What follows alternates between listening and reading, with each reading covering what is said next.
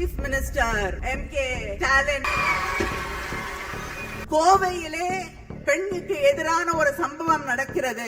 30 நாள்ல charge sheet போடணும்னு சொன்னது நம்முடைய முதலமைச்சர் அண்ணன் தளபதி அவர்கள். பிஜேபி ஆட்சி பொறுப்பிற்கு வருவதற்கு முன்னால் வருஷத்துக்கு 2 கோடி பேருக்கு வேலை வாய்ப்புன்னாங்க. இன்னைக்கு கிராமப்புறங்கள்ல இருக்கக்கூடிய மக்களுடைய 100 நாள் வேலைக்கு கூட உலை வைத்துக் கொண்டிருக்கக்கூடிய ஆட்சி அங்கே நடைபெற்றுக் கொண்டிருக்கக்கூடிய பிஜேபி ஆட்சி. அதுக்கு எதிராக தமிழ்நாட்டில் இருக்கக்கூடிய எதிர்கட்சிகள் என்று எங்களை எல்லாம் சொல்லுங்கள் என்று சொல்லி சொல்லி பெருமைப்பட்டுக் கொண்டிருக்கக்கூடியவர்கள் அந்த 100 நாள் வேலை திட்டத்தை நிறுத்த துடிக்கக்கூடிய அந்த பிஜேபியை எதிர்த்து ஒரு வார்த்தை பேசியிருக்காங்களா?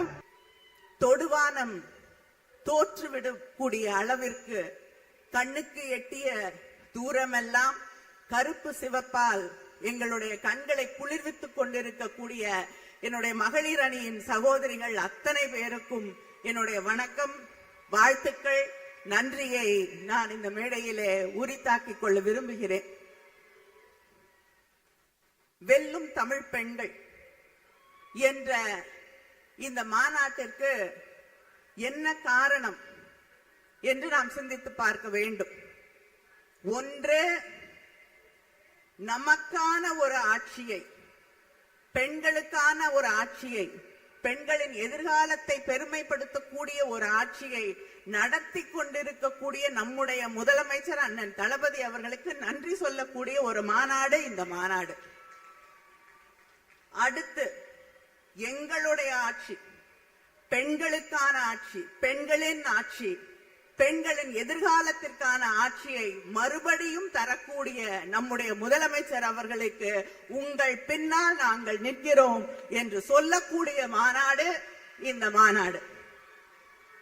இங்கே இருக்கக்கூடியவர்கள் கேட்கலாம், ஏன் நம்முடைய முதலமைச்சர் அவர்களுக்கு தி கான்ஸ்டிடியூஷன் ஆஃப் இந்தியா, மேடையில் இருக்கக்கூடிய மகளிர் அணி சகோதரிகள் அரசு அமைப்பு சட்டத்தை புத்தக வடிவிலே அவருக்கு வழங்கினோம் பரிசாக, ஏன் என்று நீங்கள் கேட்கலாம். அரசியலமைப்பு புத்தகத்தின் முக உரையில் சொல்லப்பட்டிருப்பது we the people, மக்களாகிய நாம். இந்த மேடையிலே மகளிராகிய நாங்கள் உங்களிடம் இந்த நாட்டை, தமிழ்நாட்டை இல்லை, இந்த நாட்டை ஒப்படைத்திருக்கிறோம், இந்த நாட்டின் எதிர்காலத்தை ஒப்படைத்திருக்கிறோம். நம்முடைய அரசமைப்பு சட்டம் நமக்கு தரக்கூடிய செய்தி justice, equality, fraternity and liberty. இதை பாதுகாக்க வேண்டும் என்பதுதான்.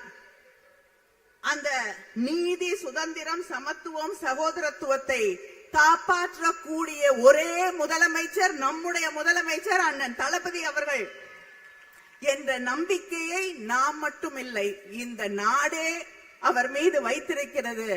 அதனால்தான் பத்திரமாக வைத்திருங்கள் அண்ணா என்று அந்த அரசமைப்பு சட்ட புத்தகத்தை உங்கள் கையிலே தந்திருக்கிறோம். இந்த நாட்டை, தமிழ்நாட்டை இல்ல, இந்த நாட்டை பாதுகாக்க வேண்டிய கடமை உங்கள் கைகளில் இருக்கிறது. ஏனென்றால் உங்க குரல் வந்த பிறகுதான் இந்த நாட்டில் உங்களுக்கு பின்னால் தான் ஒவ்வொரு குரலாக அங்கே இருக்கக்கூடிய பாசிச அரசுக்கு எதிராக எழக்கூடிய அத்தனை குரல்களும் உங்களுக்கு பின்னால் அணிதிரக்கூடிய குரல்களாகத்தான் இன்று இருந்து கொண்டிருக்கிறது. அதனால்தான் இந்த நாடு உங்களை நம்பி இருக்கிறது என்பதை நான் திரும்ப திரும்ப திரும்ப இங்கே சொல்லிக்கொள்ள விரும்புகிறேன். இந்த மாநாட்டிலே சில கருத்துக்களை நான் உங்களோடு பகிர்ந்து கொள்ள விரும்புகிறேன்.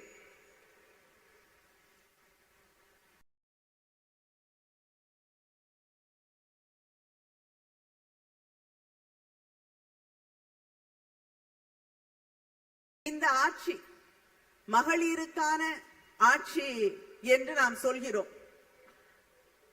கலைஞர் மகளிர் உரிமை தொகை இன்று 1,30,00,000 சகோதரிகளுக்கு, தமிழ்நாடு முழுவதும் இருக்கக்கூடிய சகோதரிகளுக்கு தரப்படுகிறது. நம்மளை பார்த்து நிறைய பேர் கேட்கிறாங்க, தேர்தல் நேரத்தில் வாக்குறுதி கொடுத்தீங்களே நிறைவேற்றினீங்களான்னு. இந்த 1,30,00,000 சகோதரிகள் சொல்லுவார்கள், நாங்கள் கொடுத்த வாக்குறுதியை நிறைவேற்றி இருக்கிறோம் என்பதை பறைசாற்றக்கூடியவர்கள் அவர்கள். அதே போல புதுமை பெண் திட்டம், கல்லூரிக்கு போகக்கூடிய சாதாரண சாமானிய குடும்பங்கள்ல இருந்து வரக்கூடிய பெண்களுக்கு கல்வி தடைபடக்கூடாது என்பதற்காக மாதம் 1000 ரூபாய் வழங்கக்கூடிய புதுமை பெண் திட்டம், விடியல் பயணம். பெருமையோடு சொல்கிறேன், 47% உழைக்கக்கூடிய, வேலைக்கு போகக்கூடிய பெண்கள் இருக்கக்கூடிய மாநிலம் தமிழ்நாடு. வேற எந்த மாநிலத்திலும் அதற்கான வாய்ப்புகள் உருவாக்கப்படவில்லை. நமக்கு 47% பேர் இருக்கோம்னா அதற்கு காரணம் அதற்கான வாய்ப்புகள், கல்வி, அடிப்படை கல்வி வழங்கப்பட்டது, கல்லூரிக்கு போகக்கூடிய வாய்ப்புகள் உருவாக்கி தரப்பட்டது. ஒரு பாதுகாப்பான மாநிலமாக இந்த மாநிலம் இருக்கக்கூடிய ஒரே காரணத்தாலதான் 47% இந்தியாவிலேயே அதிகமாக உழைக்கக்கூடிய, வேலைக்கு போகக்கூடிய பெண்கள் இருப்பது தமிழ்நாடு. இந்த பகுதி கோவை, கரூர், ஈரோடு, திருப்பூர், நீலகிரி, நாமக்கல், இங்க புத்தொழில் ஸ்டார்ட் அப்ஸ் கிட்டத்தட்ட 2282 பேர் புதிதாக ஸ்டார்ட் அப்ஸ் துவங்கி இருக்காங்க. ஆண்கள் வருத்தப்படக்கூடாது, அதில் 56% பெண்கள். அதை உறுதி செய்த ஆட்சி திராவிட முன்னேற்ற கழக ஆட்சி. அதே போல தமிழ்நாடுல கல்வி இல்ல, கல்வி வளர்ச்சி இல்லைங்கிறாங்க.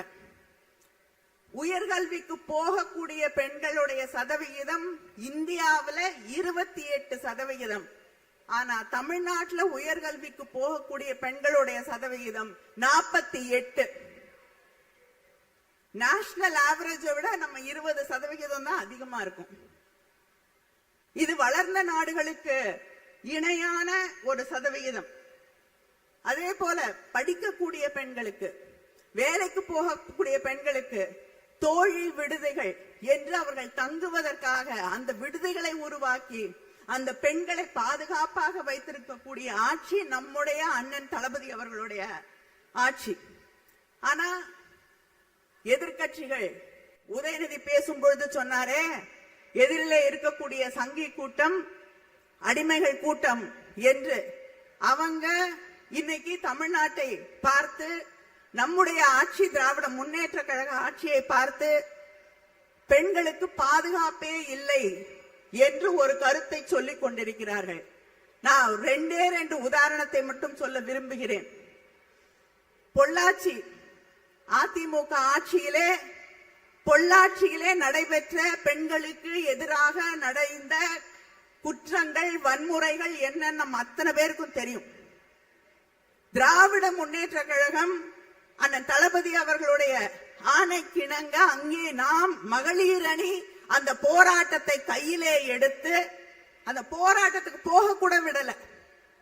சாலையிலே அமர்ந்து எங்களை போராட்டத்துக்கு போக விடலன்னா நாங்கள் மறியல் செய்வோம் என்று சொன்ன பிறகு, அங்கே அமர்ந்த பிறகுதான் போராட்ட களத்திற்கே போக விட்டாங்க. அங்கே பாதிக்கப்பட்டு போலீஸ் ஸ்டேஷன்ல கம்ப்ளைண்ட் கொடுத்த பெண் எத்தனை அச்சுறுத்தல்களுக்கு ஆளானார்கள். அந்த குடும்பத்தில் இருக்கக்கூடியவர்கள் எல்லாம் தாக்கப்பட்டார்கள்.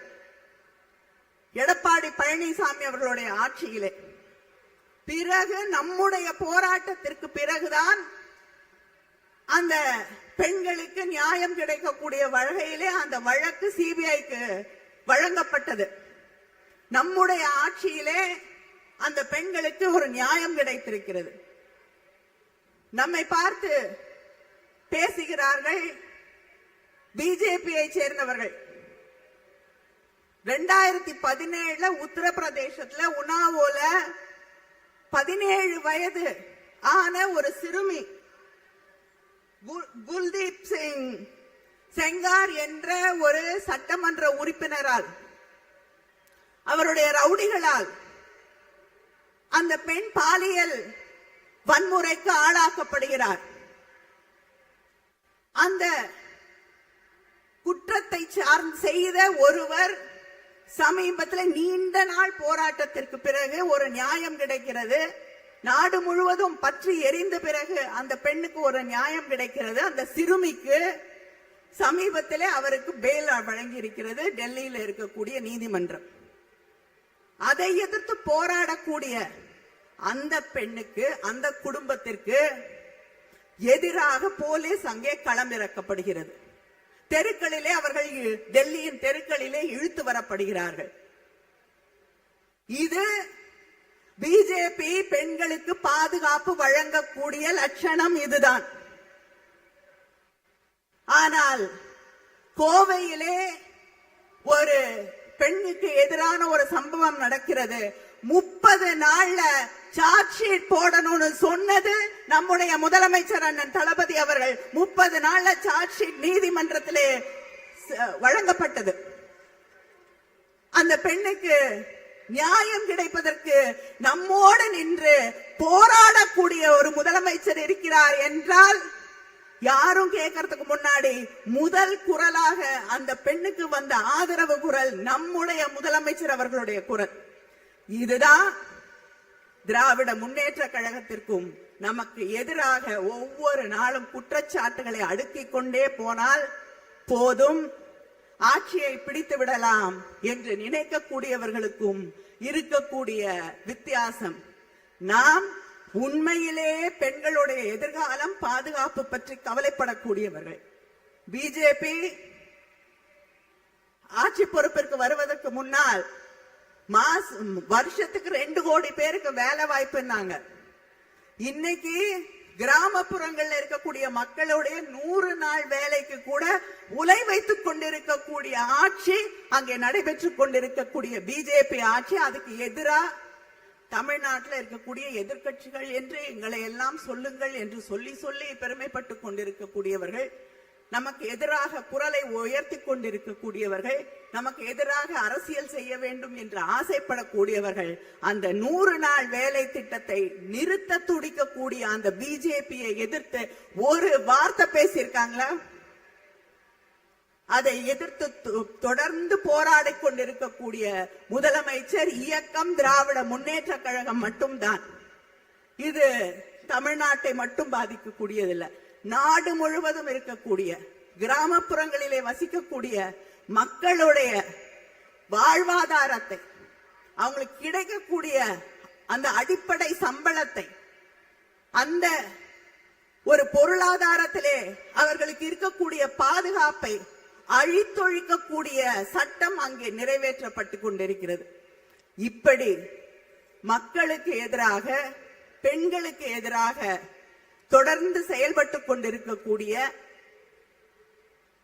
இந்த நாட்டிலே ஆன்மீகத்தை, இந்த நாட்டிலே மத கலவரத்தை, இந்த நாட்டிலே காழ்ப்புணர்ச்சியை, வெறுப்பை உருவாக்கி அரசியல் செய்து விடலாம் என்று துடித்துக் கொண்டிருக்கக்கூடிய பிஜேபிக்கு சம்மட்டி அடியாக நின்று கொண்டிருக்கக்கூடிய நம்முடைய முதலமைச்சர் அண்ணன் தளபதி அவர்களின் பின்னால் அணிதிரள்வோம். இங்கே இருக்கக்கூடிய பெண்கள் தலை நிமிர்ந்து நிற்கக்கூடியவர்கள். சிலர் நினைக்கலாம், நாம் நம்முடைய பார்வையை உயர்த்தக்கூடாது, கூனி குறுகி நிற்க வேண்டும், அவர்களுக்கு வளைந்து கொடுக்க வேண்டும், அவர்கள் முன்னால் நிற்கக்கூடிய தகுதி இல்லை என்று. அதையெல்லாம் உடைத்து வந்து நிற்கக்கூடிய அந்த உறுதியை நமக்கு திராவிட இயக்கம் தந்திருக்கிறது, நம்முடைய திராவிட மாடல் ஆட்சி தந்திருக்கிறது. நன்றி, வணக்கம்.